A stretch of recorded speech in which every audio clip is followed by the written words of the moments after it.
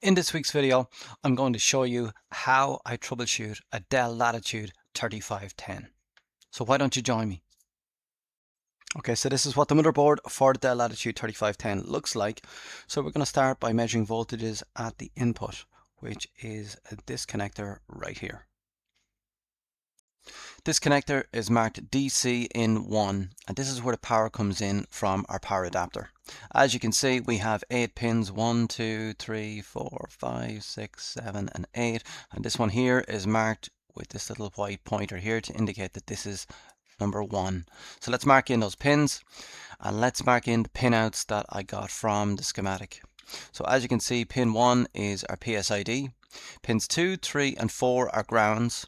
Pin 5 is not connected, and pins 6, 7 and 8 is where our positive DC voltage comes in from our power adapter. So we connect our laptop to our power adapter, and the first troubleshooting step I want to take is to measure and see if we're getting an input voltage from our power adapter. So I set my multimeter to volts DC in a 20 volt range. I place my black probe to ground, and with my red probe I can measure at any one of 6, 7 or 8 to get a measurement of the DC input voltage. And when I place my probe to pin 6, I find that we measure 19.8 volts. So we are getting the correct input voltage. And that 19.8 volts travels along this track and onto the source pins of this MOSFET. This MOSFET is an SM3307 P-channel enhancement mode MOSFET, and we can see the pinouts on the datasheet here. Because it's a P-channel MOSFET, we need a low voltage signal on the gate in order for this to be switched on. But let me first mark in the pinouts so we can see the configuration on this. So our 19.8 volts is coming in here and onto the 3 source pins of this MOSFET. We have a gate pin here which controls whether the MOSFET is on or off, and we have 4 drain pins on the other side.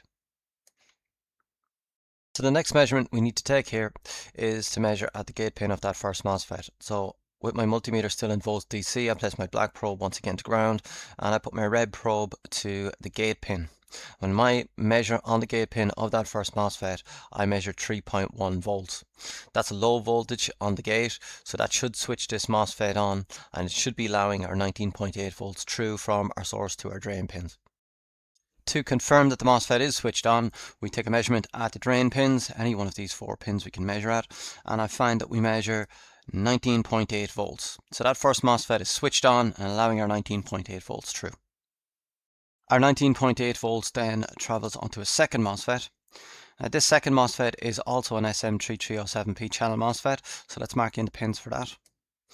As you can see, our 19.8 volts comes onto our drain pins this time.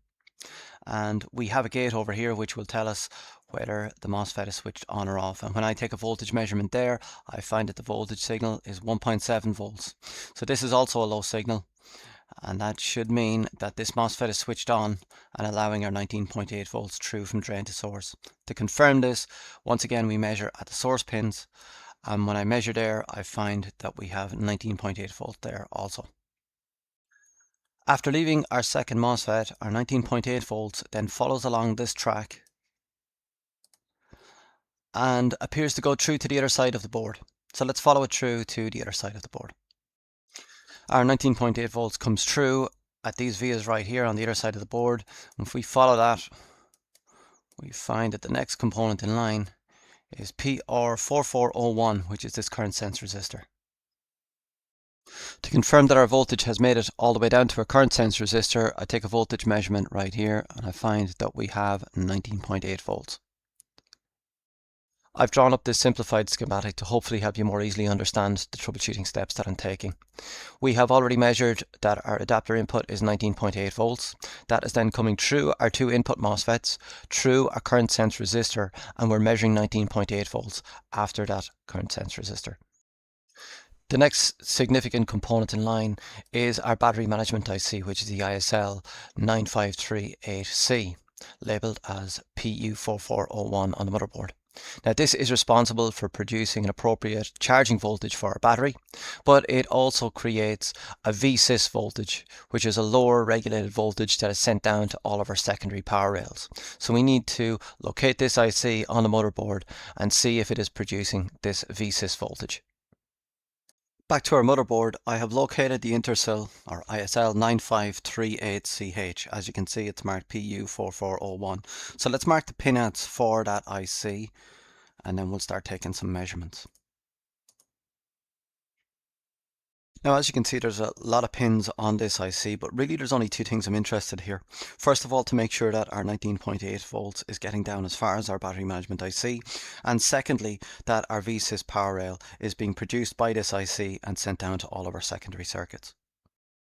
To confirm that our 19.8 volts is reaching our battery management IC, we can take a measurement on pin 14 or pin 15. These two pins are connected to the positive and negative side of our current sense resistor.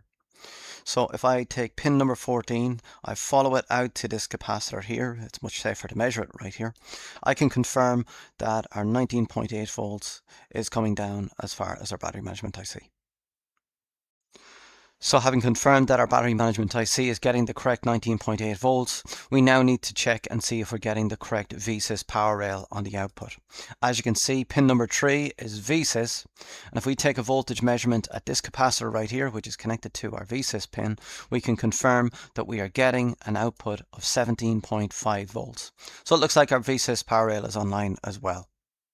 If you're not getting 17.5 volts or similar on the VSys power rail, then it's possible that there may be an issue with the IC itself, or it may be that you don't have the correct input voltage at the current sense resistor, and there may be an issue further up the chain, or there may be an issue with the AC in pin here. This pin takes a measurement of the voltage coming in from the input adapter, and it has to be within a certain threshold in order for this ITC to switch on.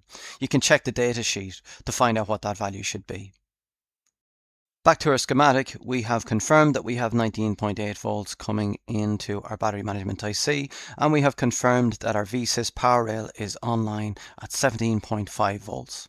So where does that 17.5 volts go next? This 17.5 volts is then sent down to all of our secondary circuits, and these secondary circuits produce lower voltages which are used to power other parts of the motherboard. So let me show you what I found in the schematic. So we have one branch that produces our 5 volts, another that produces our 3.3 volts, another that produces a 1 volt, another that produces our 1.2 volts, another that has two-phase power for our processor, another that has our VCCSA voltage, and finally our 1 volt VCC GT. So in our troubleshooting guide, we have already established that we have our VSys power rail at 17.5 volts. So the next troubleshooting steps would be to go down to each of these circuits, and we can check each of the ICs and confirm that it's getting the correct input and producing the correct output. So let me show you how I would do that. So the first IC that we need to check is PU4551, which is responsible for producing our 5 volt output. Let's find the IC and let's check it. So as we can see, this is PU4551, and that refers to this IC right here. So if we mark in the pinouts for that IC, you can see that we have our input here, these 4 pins. And if I take a voltage measurement here, I find that we have the correct input of 17.5 volts. That's our VSys power rail. And if we want to check the output on this IC is actually LX on pin 19 and 20. And if we take a measurement at this inductor right here, we find that we have 5.0 volts. The next troubleshooting step that I want to take is to measure at PU4501. This IC is responsible for producing our 3.3 volts. So let's find that IC.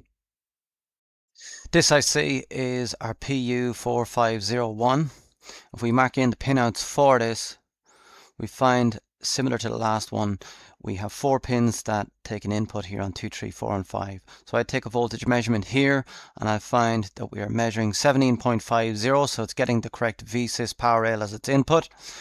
The output from this IC, which is N on 19 and 20, which is SW pins right here, can be measured at this inductor. And when we measure there, we find that we have 3.35 volts. So this IC is getting the correct input and it's producing the correct 3.3 volt output. The next IC is PU5201, which should be producing a 1 volt output. This IC is PU5201. If we mark in the pinouts, you can see we have our input here. When I measure the input here, I find that we have 17.5 volts.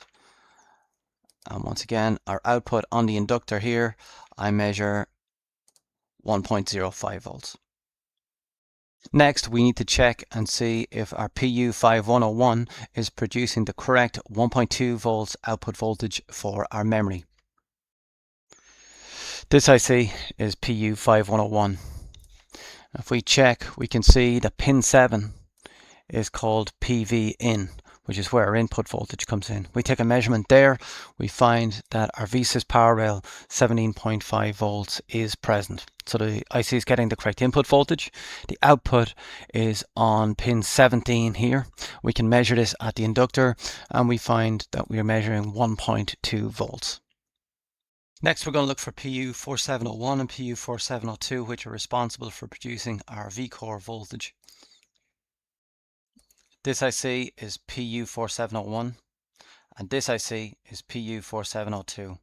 Now I painstakingly drew out the pinouts for the two of these, and as you can see on the input V-in of this IC we are getting our 17.5 volts, and on the output we have our 0.7 volts for our V-core. Similarly, on PU4701, on the input we have 17.5 volts coming down from our VSys power rail, and our output is 0.7 volts. Next we have PU5002, which is responsible for producing our 1.0 volts VCC SA, which is our system agent voltage for the processor. This IC right here is PU5002, which the schematic tells me is responsible for producing VCCSA. If we mark in the pinouts for that, we can see that we have 5 volts coming in on VCC, and on the phase pin I'm measuring 0.7 volts output. Now you might be wondering why the input voltage for PU5002 was 5 volts and not 17.5 volts. Well, I got this from the original schematic, but what it appears to be the case is that it doesn't get its voltage from there, it actually gets it from the 5 volt power rail. So maybe there was a mistake in the schematic, maybe this is a slight variation between the laptop that I have and the laptop that the schematic is for. But this is where it's getting its 5 volts and it's producing its output here. The last IC that we need to check is PU4501, which is for our VCC GT power rail. Now this IC here is PU4801. That is the label that actually corresponds to this IC, and this is responsible for our VCC GT voltage. This is for our integrated graphics.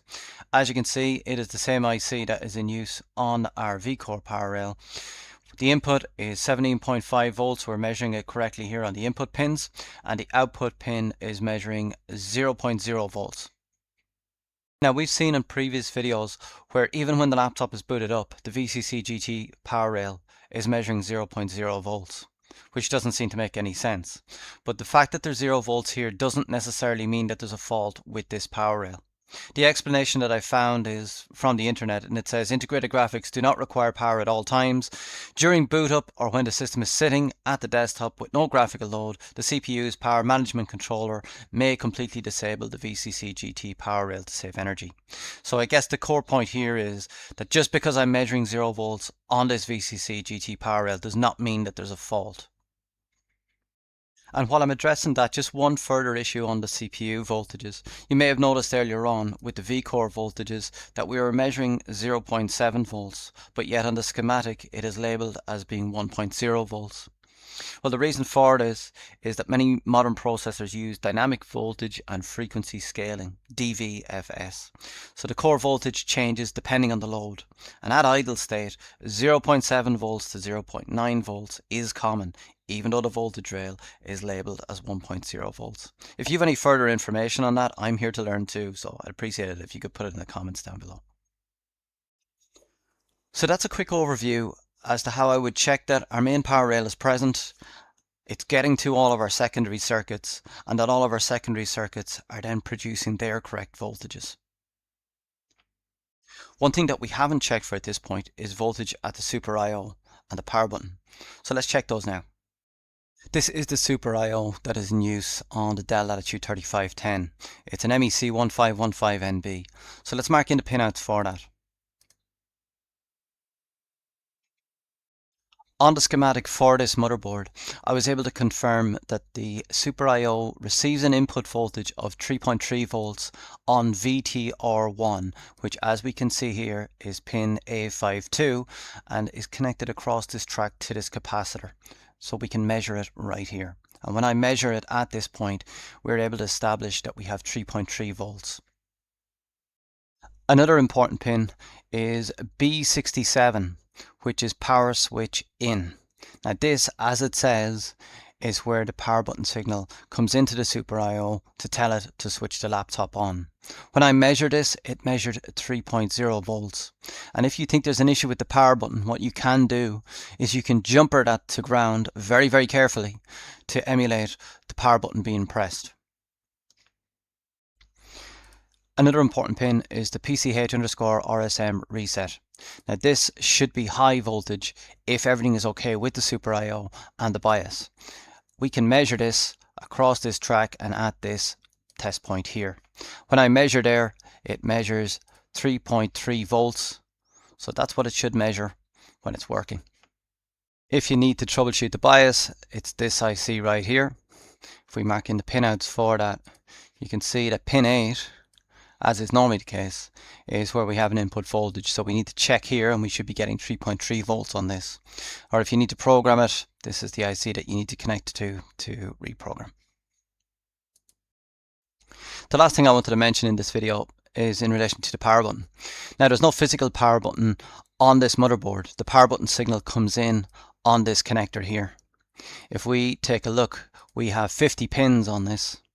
And what I found from the schematic is that pin number 30 is where our power button signal comes in. This is obviously very, very tiny. So if you're doing anything with these pins, you need to be unbelievably careful not to cross anything. But I did a test. I jumpered this to ground and the laptop switched on. I jumpered it to ground again and it switched off. So that's where I'm going to leave this video. I'm going to upload this as analysis and troubleshooting for Dell Latitude 3510. I lost a bit of the structure of this because the graphics took me so much time, but I'm using this as a building block, and what I'm going to do is trying to pick this same laptop again, maybe in a few weeks, and build on what I had, try and put a better structure on it, and give, a comprehensive, detailed video on how I would troubleshoot it from step to step. But we've reached a particular level with this video, and I'm going to bring it on further from there. If I've got anything wrong, please tell me in the comments below, because I want to learn too. And if you like what I do, please like and subscribe. I'll be back with something else next week.